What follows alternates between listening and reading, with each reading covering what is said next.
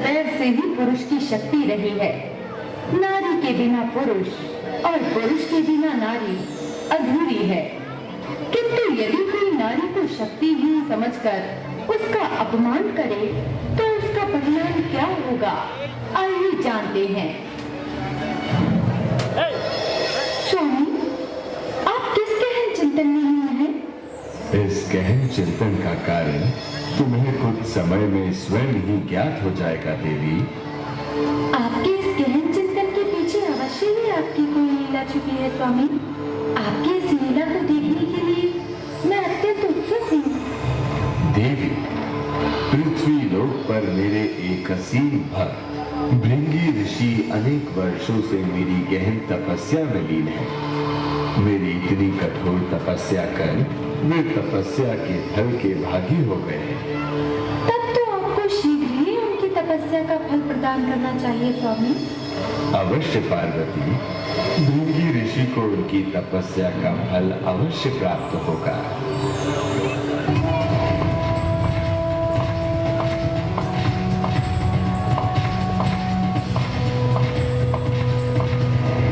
अपने पावन चरणों में इस भक्त का प्रणाम स्वीकार कीजिए भगवान, स्वीकार कीजिए। कल्याण हो।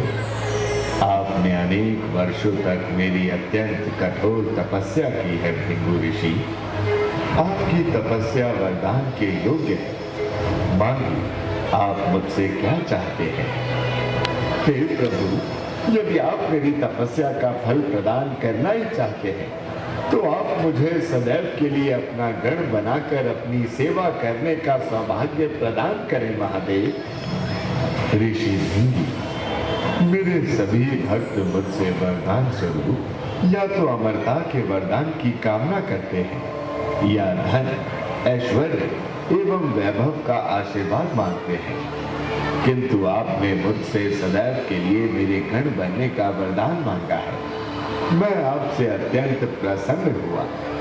किंतु ऋषि भृंगी, यदि आप सदैव के लिए मेरा गण बनकर मेरी सेवा करना चाहते हैं तो आपको उससे पूर्व मेरे पूर्ण रूप की परिक्रमा करनी होगी। अवश्य महादेव।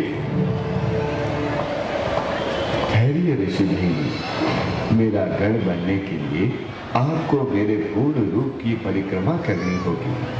देवी पार्वती, जब तक आप मेरे साथ नहीं होंगे तब तक भला किस प्रकार मैं पूर्ण हो सकता हूँ?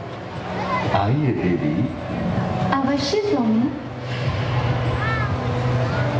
किंतु महादेव, मैं तो केवल आपका भक्त हूँ और आपका भक्त होने के नाते मैं केवल आपकी परिक्रमा करने को ही इच्छुक हूँ। अवश्य भृंगी ऋषि, यदि आप केवल मेरी परिक्रमा करना चाहते हैं तो अवश्य कीजिए, किंतु उसका मार्ग आपको स्वयं खोजना होगा। उचित है महादेव,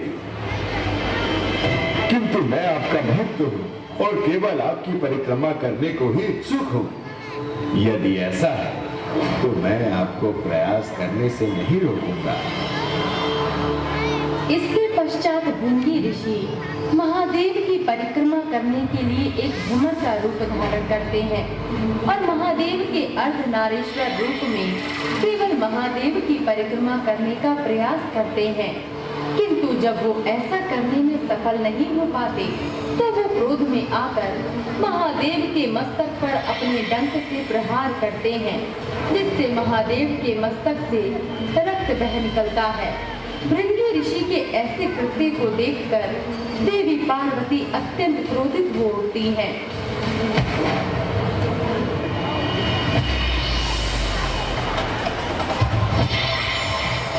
आप अभी भी नहीं समझे ऋषिवर। पार्वती मेरी शक्ति है, मेरी अर्धांगिनी है। उनके बिना शिव कदापि पूर्ण नहीं। शिव का पूर्ण रूप केवल उनकी शक्ति के साथ ही है, उनके बिना नहीं। नहीं महादेव, एक स्त्री भला किस प्रकार पुरुष की शक्ति हो सकती है? वो तो पुरुष के पीछे चलने वाली उसकी छाया है, उसके अतिरिक्त और कुछ नहीं। ये आप क्या कह रहे हैं ऋषि? हाँ, ये सत्य है कि एक स्त्री सदैव अपने स्वामी के पीछे चलती है, किंतु इसका अर्थ ये नहीं कि वो शक्तिहीन है। इसका अर्थ तो ये है कि वो पुरुष के पीछे उसे संभालने वाली, उसे सहारा देने वाली उसकी शक्ति है। यदि पुरुष के पास उसकी शक्ति अर्थात नारी नहीं है तो वो शक्तिहीन है। नहीं महादेव, ये सत्य नहीं। एक स्त्री कभी पुरुष की शक्ति या उसके समान नहीं हो सकती। ऋषि, मैं शिव अपनी शक्ति के बिना अधूरा हूं। मैं तभी पूर्ण हूं जब मेरी शक्ति रूपा देवी पार्वती मेरे साथ है। मेरे देह का आधा अंग मेरी अर्धांगिनी है। यदि आपको विश्वास नहीं तो आप स्वयं ही देख लीजिए। शक्ति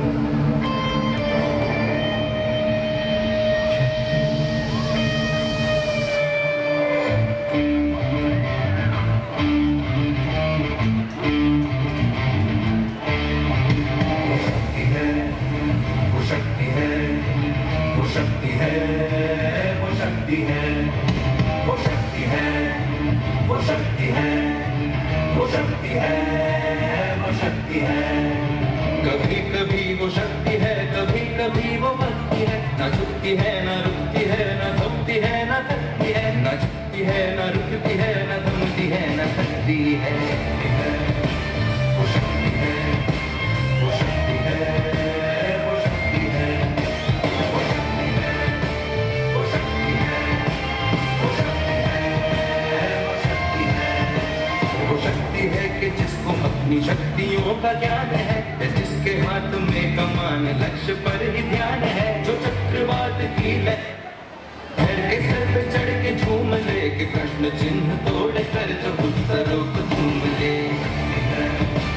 वो शक्ति है, वो शक्ति है, वो शक्ति है।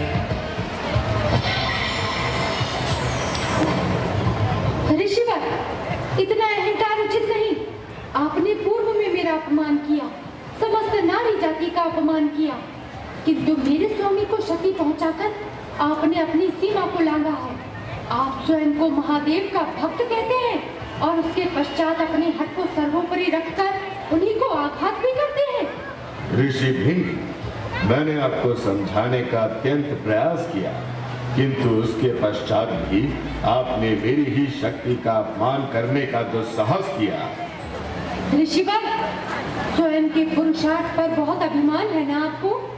तो मैं महादेव की अर्धांगिनी, इस संपूर्ण सृष्टि की जननी, ये आदेश देती हूँ कि नारी को तुच्छ समझने वाले, नारी का अपमान करने वाले ऋषि भृंगी के शरीर से उस तत्व को नष्ट होने का आदेश देती हूँ जो तुम्हें एक नारी से प्राप्त हुए हैं।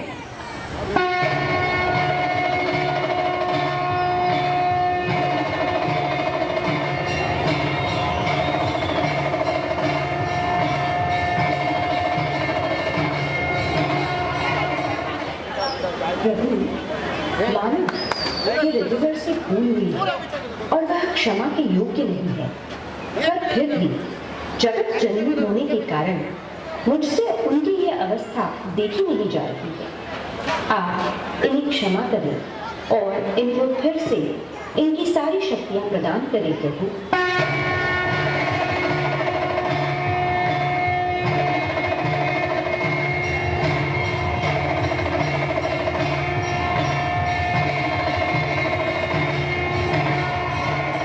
हे माता, मैंने अहंकार वश अज्ञानी होकर आपका बहुत अपमान किया, किंतु उसके पश्चात भी आपने मुझे क्षमा कर दिया।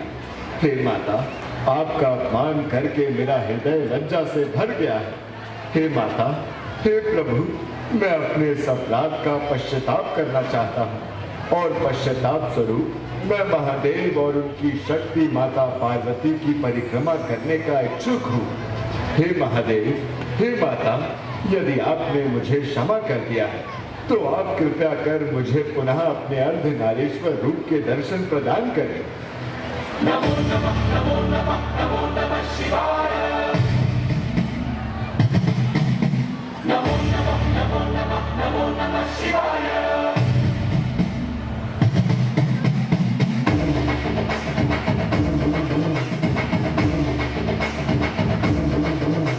नमो नमः, नमो नमः, नमो नमः शिवाय।